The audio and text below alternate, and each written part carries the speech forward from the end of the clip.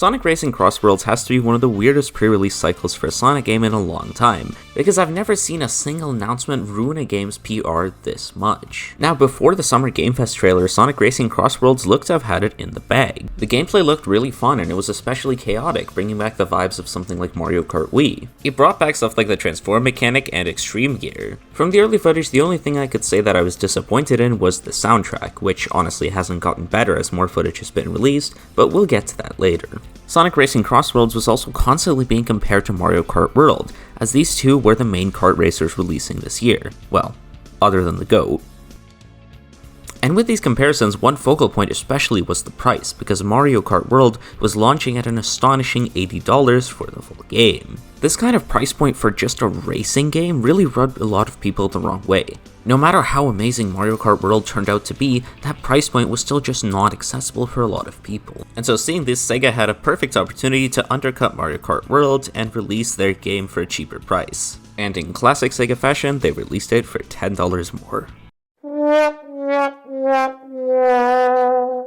Now obviously the situation with Sonic Racing CrossWorlds is a little bit different. The $20 extra comes from the DLC pass, with our first reveal for the DLC pass being Minecraft characters along with a Minecraft track. And this kind of paid DLC isn't a bad thing in and of itself, because it's actually worth the content. It all comes with tracks, new characters, and it's just pretty similar to the Fighters Pass from Smash Bros. Ultimate. Now the problem comes when you look at the base game's price, which is $70. When you look at something like Sonic X Shadow Generations, that contains a remaster of the greatest Sonic game ever made, and another one of the greatest Sonic games ever made. And now we're being expected to pay $70 for a kart racer? And with that price especially comes an expectation of quality. There are games like Tears of the Kingdom being sold for $70, so we kind of expect Sonic Racing CrossWorlds to be perfect for that price. All of a sudden, those little imperfections I've been noticing throughout the beta become a lot more impactful. Like the OST doesn't live up to the previous Sonic Racing games. Remember Team Sonic Racing and its legendary OST with all sorts of different creators? Well, Sonic Racing CrossWorlds just sounds a little tame in comparison. I think that the new vocal theme for the game made me cry a little on the inside. Like, what are these lyrics? This sounds AI generated.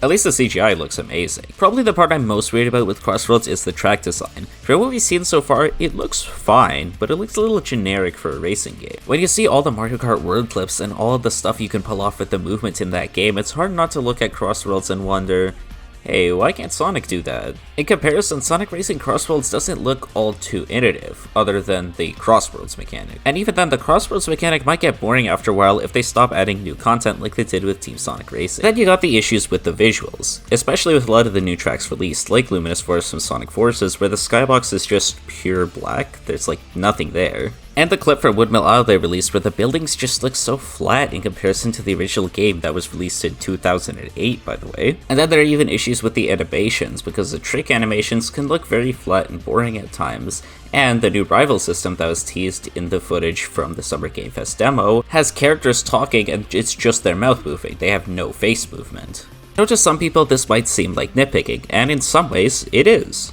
But personally, if I'm buying a game for $70 and 20 more for its DLC, I'm expecting something that is of quality. Again, Sonic X Shadow Generations was released at $50, which is exactly the price that I think Sonic CrossWorlds should have launched at, $50 and then $20 for the DLC. This would have been a perfect gotcha and showed Nintendo that pricing games at $80 is just not feasible. Well, judging by the Nintendo Switch 2 sales anyway, I don't think that matters. So what's the conclusion from all this? Well, Sonic Racing CrossWorlds does look like a good game. I think it looks really fun.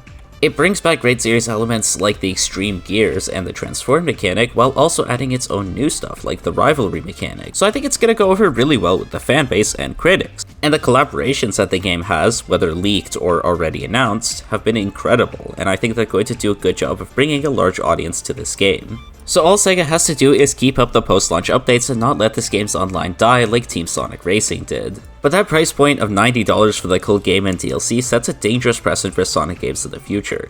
Now I'm fully well worried that the next Sonic game could be $80 at launch. This is an unfortunate side effect of a game that looks really promising being ruined by Sega's corporate greed. But does that mean you shouldn't buy it? Well, obviously, if you want to, you can go ahead. It's up to you, not me after all. And I'm sure that this game is going to be really enjoyable, so you probably won't regret it. But personally, I would wait for a sale. Now that's it for me on this video, but before you leave, make sure that you go down to the description and check out the Mobius Zone. This is my Discord server and a great place to meet like-minded Sonic fans and talk about all sorts of different video game franchises. You might even get to see me in a voice chat occasionally. But with that, I'll see you guys in the next time.